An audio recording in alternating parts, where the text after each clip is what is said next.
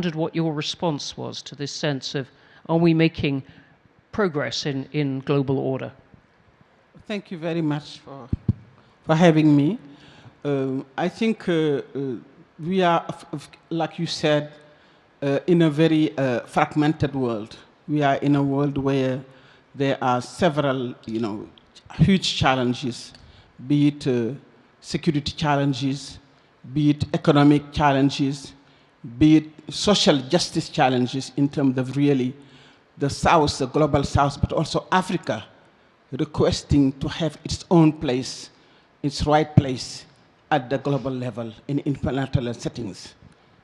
We are coming from elections in Senegal, like the president just said, and we, of course, in Africa and in Senegal, have pressing issues, but also have a large number of young people that are demanding answers. They're not demanding answers only for economic justice, for fighting poverty, for addressing employment, etc. But they're demanding also that Africa has its own place in the global level. They're demanding also sovereignty. They're demanding that Africa, that is the country that is providing a lot of resources to the world, benefits itself first from those resources. So in Africa, we have huge challenges that are domestic, they are national, they are regional, they are sub-regional, but there's also global. And I think that sometimes African youth feel that they're not being heard in this global setting. Their voices and their concerns are not being heard in terms of, really addressing issues that are, that the world is facing. And I think that our role in Senegal is to really bring institutions that are stable, that are stronger, and that's what we did after elections because, as you know, we went through very challenging moments before the elections. And all we were asking for is to vote. All we were asking for the constitution to be respected and the rule of law be put in place. But now that we are in government, we are trying to really make sure that this never happens before. First of all, by strengthening institutions that are stable, making the country more stable, more democratic, but also positioning the country and the country's voice at the region, sub-regional level, but at the global level. Because they are a very important challenge that as Africans, but also as Senegalese, we feel that we can play a role in that process. Thank you very much for that. And let me ask you one other thing, briefly. You talked about Africa needing a voice. The African Union now has a seat, a place at the G20, and we're coming into the period when South Africa will hold that presidency. This is something that Chatham House has very much argued for. What do you think it can do with that? Well, this is one step in what Africa is asking for. Certainly there will be other steps that we will make, hopefully. What we are looking for is that Africa is coming really with substance. There are very important issues that are facing, that are challenging issues that in terms of, debt, management. As you know, there is a huge debt burden for many African countries, and there is need to discuss how we can sustainably, but also looking at different challenges that are not only economic, but security challenges, how we can address that, how we can address countries like Senegal that came in and said, when we look at the figures, we realized that they were figures that didn't correspond to what we were being told. We look at the figures and we say, what do we do? Do we tell the truth or do we hide it? We said we're going to tell the truth. We told the truth to the world that these figures of the debt of Senegal are much more higher than what we have been told.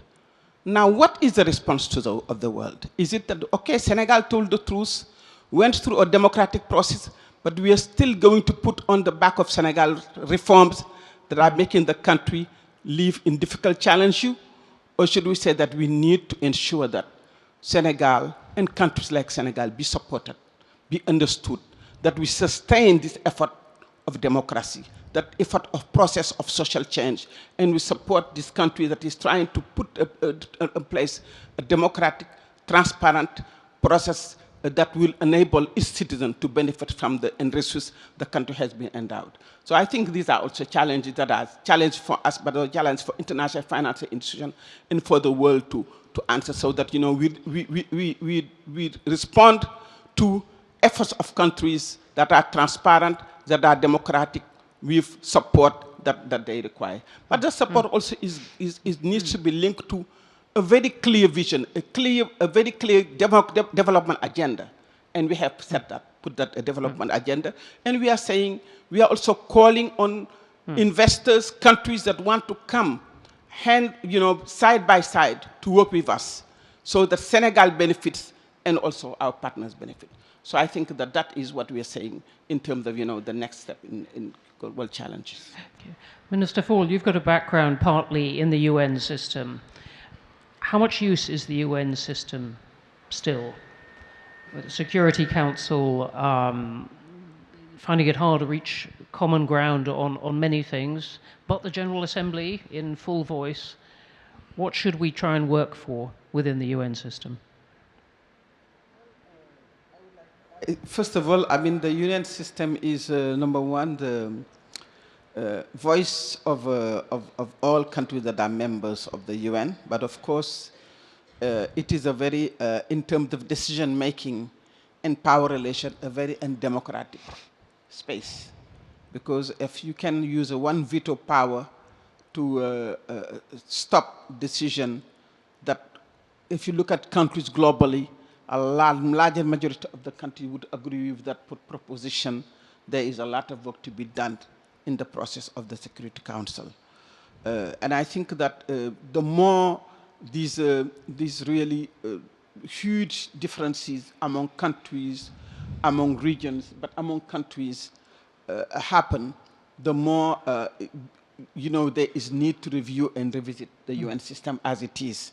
Otherwise, we will still have a fragmented world, and we still have some countries that have the power to stop, global decisions that can impact, communities or countries largely. So I think we need the same way we are saying within the G20, and Africa is coming with that voice, that the multilateral system needs to be revisited. If the world wants to be recognizing all of these emerging countries that are in the South that were colonized or were not really party in the decision-making system when the UN was being established. But that requires also a lot of, really political will from those powers that that are able to put a veto, in the Security Council.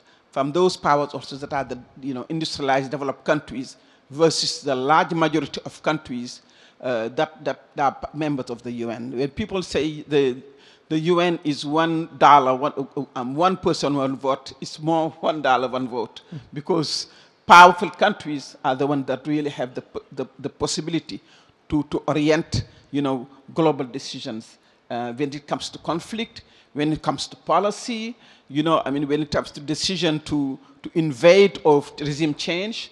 So if the world wants to be more peaceful, it has to be a more just world. Justice and social justice is a condition for peace. Of course, it's not the only condition, but it's one of the important conditions for peace. Thank you for making that point. And let me ask you just then one more point, because we're talking about the year of elections. Do you think democracy is helpful for peace, or does it not make any difference? I think democracy is helpful for peace. I mean, from my own experience, in my own country, when democracy was challenged, of course it was, really, it created chaos, and 80 people died, which is a big problem for Senegal, for us, because we are very peaceful. We speak a lot, we are very peaceful people. So I think democracy is critical, it is important, and you need to pursue democracy.